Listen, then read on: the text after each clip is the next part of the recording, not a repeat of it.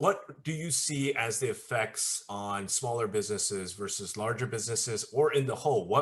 What could this immediately do? Obviously, at market rate, you know, the tax is going to significantly go up, and then I guess the cities want this because then their funding goes up. But what are some of the ripple effects if this were to pass for the small businesses and also larger? But I guess in aspect to whether they're the owner of that property or they're the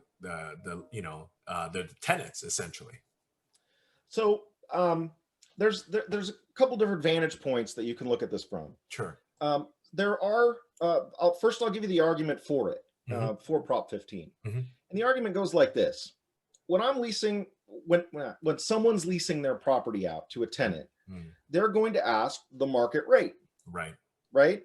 And they're not going to ask for less if their property taxes are less. They're going to ask for the market rate. Right. So the argument for Prop 15 is that there are people out there who are getting windfalls Mm. essentially Mm. because they have old property tax values, and it's not fair Right. to the newer owners, to the people with more recent changes in ownership whose base years aren't as low, or what have you, under Prop 13. That's their primary argument.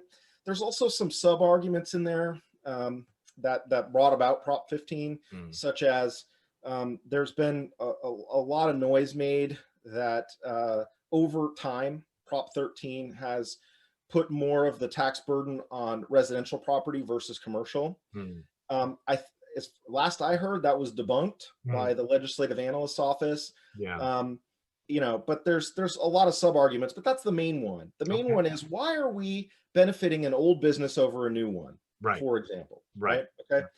Now, the situation that would maybe lead someone to think that Prop 15 was bad is a situation where you have a property that isn't a full service rent Mm. that you're offering for the market rate. Mhm. Instead, you are leasing it on a triple net rate, and so the Right. taxes just get passed through, Right. right? Right. And that's a lot of commercial leasing. Yeah. I mean, there's definitely some full service out there, but a lot of it is triple net. And I so, agree. Yeah. Majority.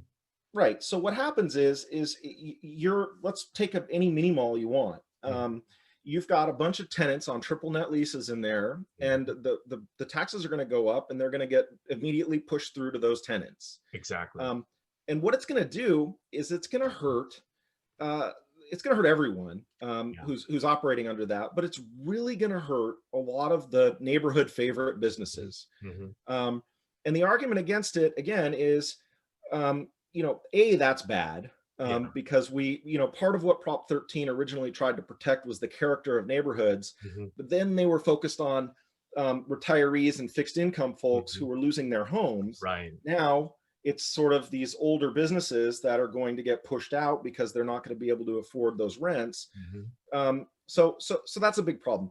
And it's complicated by, I mean, look, we're doing this Zoom instead of maybe an in-person meeting Right. because of COVID. Mm. And a lot of these restaurants some are still not able to be opened. Even the ones that are likely can only do curbside, service, only 25% occupancy. So there's not a lot of excess profits flowing into No, any not at business all. at this moment. Yeah. So again, another one of the counter arguments here is that we're really kind of sticking another knife in Yeah. these poor businesses that are already barely making it. Agreed.